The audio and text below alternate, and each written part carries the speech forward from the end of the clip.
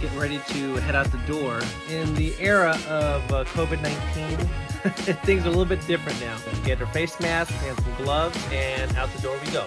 So this first-time home buyer, like most first-time home buyers, they are price conscious, meaning they've got to stay within budget. It's got to be affordable. It's got to make sense. Home budgets initially are always going to be a little bit too conservative. They don't have any frame of reference to base their numbers on besides the rent. Before I head out the door, so their challenge was the one that was really within their budget. They didn't like. They couldn't fit into their lifestyle with how they wanted to entertain and maybe cook and host parties and stuff like that. So this fine balance between how much you want to pay and what lifestyle you're willing to accept. Getting these two in line is part of the challenge of being a real estate agent.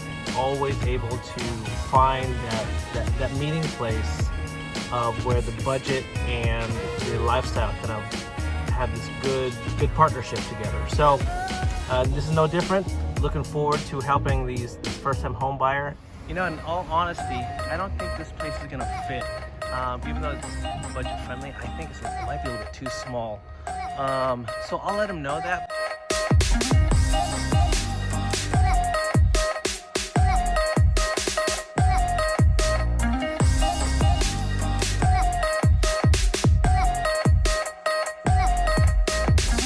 Surprise!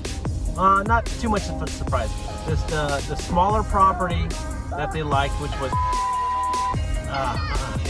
it was way too small. They liked the layout. It's very interesting, very cozy and cute. Knowing how the three occupants would be living together, they're like, no, this is not enough space for us. They don't like the layout. So of course, it wasn't gonna be a good fit. Take them to this other place on I can't tell you where they're going. It's slightly above their budget. I can tell you it's a detached property, really good value. If other buyers wouldn't appreciate the value that's found at this development, but they actually appreciated it. So I'm happy for them. They actually see what I see in value. They are gonna be seriously considering that one. Let me see if I can sneak peek a little bit of the teaser videos and pictures for you.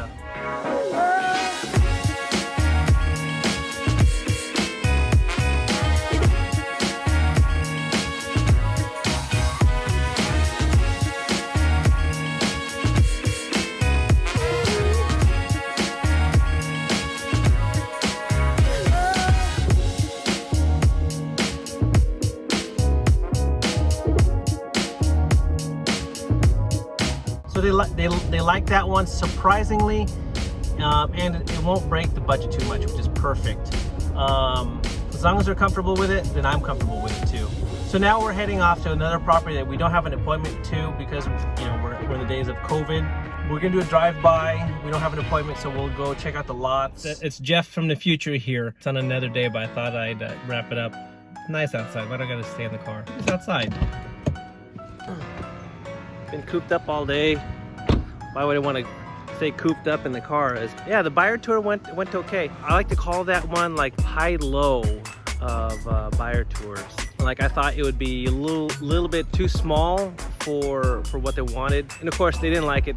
We were in and out of there in like less than a couple minutes. We go to the second property, which is on the upper end of their budget, and surprisingly they liked it. I don't like to really push people above their budgets. Just because I like to respect their wishes and stay within their criteria, because ultimately it's their house that they're buying. And then when they heard what the sales price was, there wasn't that much shock, and they said, you know what, maybe stretch the budget a little bit. And I helped them realize that even though it's a stretch in the budget, the stretch was around 50,000 bucks. So from here to there, it's around 50,000. That sounds like a lot. In the world of real estate and mortgages, 50,000 is actually, if you break it down into $10,000 bits, 10K breaks down into around 40 bucks a month. So if you're looking at 50K, that's around 200 bucks extra. So the question to ask is 200 bucks a month more for something bigger, better, nicer. Is it worth it for you? So that's what they're doing right now. So it kind of surprised me, and I'm hoping they lean towards that way, just because I see houses every day, and it's always a better investment when they get into a traditional detached house versus like a townhouse. I guess the lesson for you is when you're buying a house, go ahead and set that budget and get pre-qualified and figure out how much house you can afford with a good bank or a loan officer. You might have to adjust your budget either up or down.